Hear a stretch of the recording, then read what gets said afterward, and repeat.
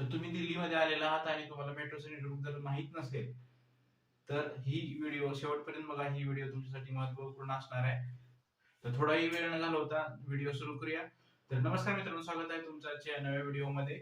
आपण या व्हिडिओमध्ये मेट्रोचे जे काही रूट आहेत त्याबद्दल सगळी माहिती सांगणार आहे. मेट्रोचं तिकीट कसं काढायचं, मेट्रोचा प्रवास कसा करायचा, स्टेशनवर काय काळजी घेतली पाहिजे, या सगळ्या गोष्टींची आपण या व्हिडिओमध्ये माहिती देणार आहोत.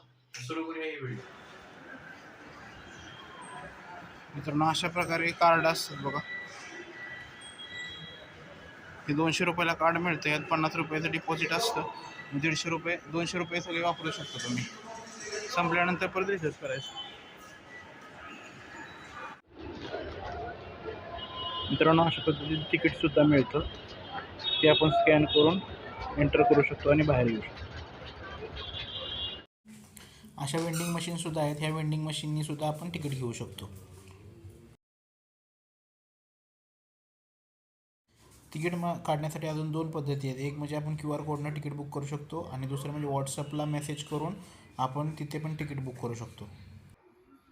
तुम्ही मेट्रो स्टेशनमध्ये गेल्यानंतर अशा पद्धतीचं सिक्युरिटी चेकअप केलं जातं. सिक्युरिटी चेकअपनंतर अशा प्रकारचे मशीन लावलेले असतात. तिथं तुम्ही तुमचा QR कोड किंवा तुमचं कार्ड, स्मार्ट कार्ड असेल ते दाखवून तुम्ही स्टेशनमध्ये एंटर करू शकता. स्टेशनमध्ये एंटर केल्यानंतर तुम्हाला प्रत्येक स्टेशनवर वेगवेगळ्या लाईन आहेत. Yellow line, pink line, blue line, purple line. तर अशा पावलं तुम्ही फॉलो करून त्या लाईनपर्यंत पोहोचू शकता.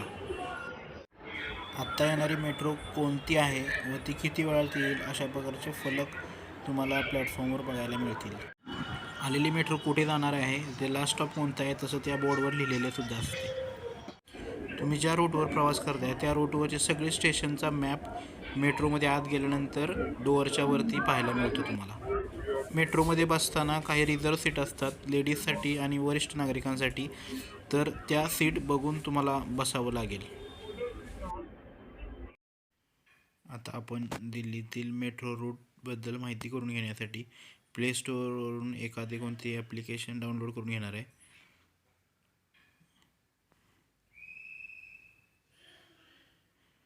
तर मॅपमध्ये जाऊया. मॅपमध्ये हे आपल्याला वेगवेगळ्या कलरची लाईन दिसतात. इथं yellow line, pink line, blue line असे वेगवेगळ्या लाईन मेट्रोच्या असतात.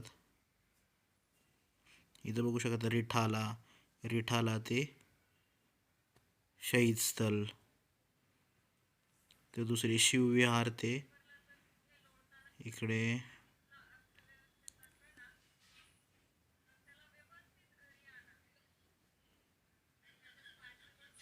मजलिस पार्क.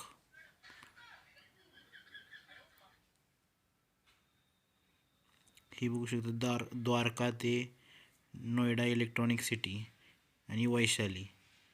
ही ब्ल्यू लाईन आहे.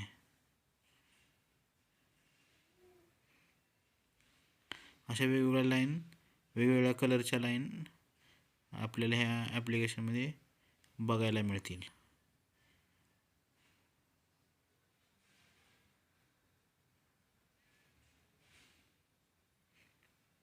ॲड आली तरी क्लोज. आता आपण कोणत्याही 2 स्टेशनमध्ये किती आपल्याला तिकीट बसेल आणि आपल्याला किती लाईन चेंज करावं लागतील ते बघूया. आता आपण इथं टाकूया आझादपूर ते अक्षरधाम टाकूया आपण. तर आझादपूर ते अक्षरधाम जायला आपल्याला किती तिकीट बसेल इथे बघा. 40 रुपये तिकीट दाखवते. स्मार्ट कार्ड असेल तर 36 रुपये.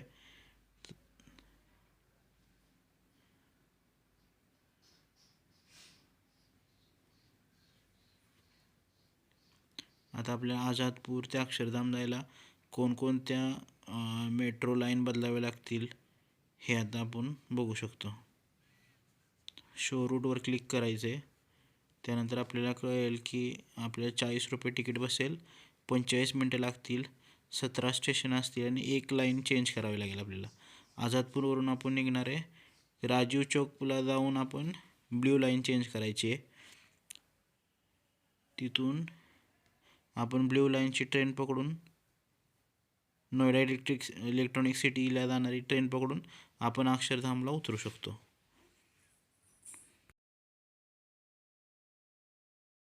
त्याच पद्धतीने या ॲप्लिकेशनच्या मदतीने आपण फर्स्ट मेट्रो आणि लास्ट मेट्रो पण बघू शकतो. इथे बघा, Dilshad garden, Kashmiri gate, Noida city centre 5 वाजता, मंडी हाऊस 6:04ला हे बघू शकतो. त्याच पद्धतीने लास्ट मेट्रो कधी ते पण बघू शकतो.